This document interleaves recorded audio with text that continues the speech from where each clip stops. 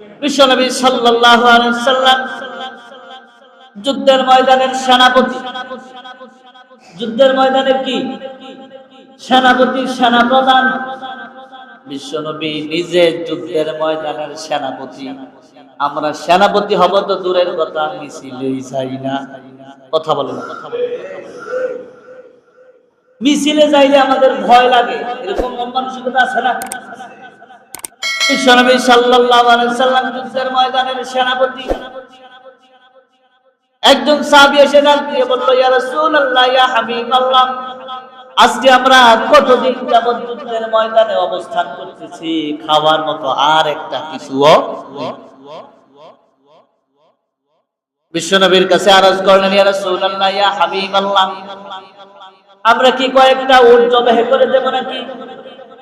বিশ্বনবী সাল্লাল্লাহু আলাইহি ওয়াসাল্লাম রায় দিয়ে দিলেন, ঠিক আছে যাও। সাহাবীও অনুমতি চাইলো, নবীও অনুমতি দিল।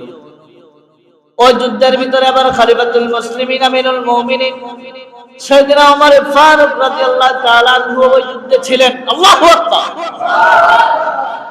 সাইয়েদনা ওমর ফারুক ডাকতে বলে, ইয়া রাসূলুল্লাহ, ইয়া হাবিবাল্লাহ, এই যুদ্ধের ভিতরে আমরা কিছুদিন যাবত অবস্থান করছি, আর কতদিন অবস্থান করা লাগে আমরা কেউ জানি না।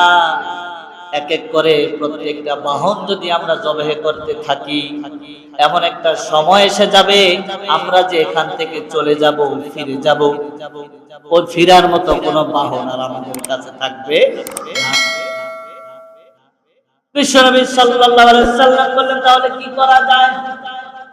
সাইয়েদনা ওমর ফারুক রাদিয়াল্লাহু তাআলা আনহু ডাকতে বললেন, ইয়া রাসূলুল্লাহ, ইয়া হাবিবাল্লাহ, আমাদের প্রত্যেকের কাছে কিছু না কিছু একটু হলেও আছে। হয়তো কারো কাছে 3 কেজি খেজুর ছিল, মাত্র একটা আছে। হয়তো কারো কাছে একটা বিস্কিট আছে। প্রত্যেকটা সাহাবীর কাছে যদি আমরা তল্লাশি করি হয়তো কিছু না কিছু পাওয়া যাবে। সবগুলো খাবার একসাথে এনে সবাই মিলে একসাথে আমরা জমা করব, আর আপনি আল্লাহর কাছে দোয়া করবেন, আল্লাহ বরকত দাও। যদি আল্লাহ আমাদেরকে বরকত দেয়, আমাদের বাহনও ঠিক থাকবে, যুদ্ধ পরিচালনা হবে, ঠিক কি না? আল্লাহ রাব্বুল আলামিনের নবী হাবিবুনা খলিলুনা ওয়া মুরশিদুনা সাইয়্যিদুনা বিশ্বনবী সবগুলোকে একত্রিত করলেন আর আল্লাহর কাছে দোয়া করলেন, আল্লাহ একদিকটা কাফেরেরা মারে, আরেক দিক দিয়ে তুমি যদি আমাদেরকে না খাওয়াই আমরা যাব কোথায়? আল্লাহু আকবার। আল্লাহর নবী দোয়া করলেন, আল্লাহ খাবারগুলোর ভিতরে তুমি বরকত দাও। দোয়া শেষ করার পরে সাহাবীদেরকে নির্দেশ দিলেন, সাহাবীরা তোমাদের ঘরের ভিতরে, তোমাদের তাঁবুর ভিতরে যার যা কিছু আছে সবগুলো বোঝাই করে এখান থেকে খাবার নাও।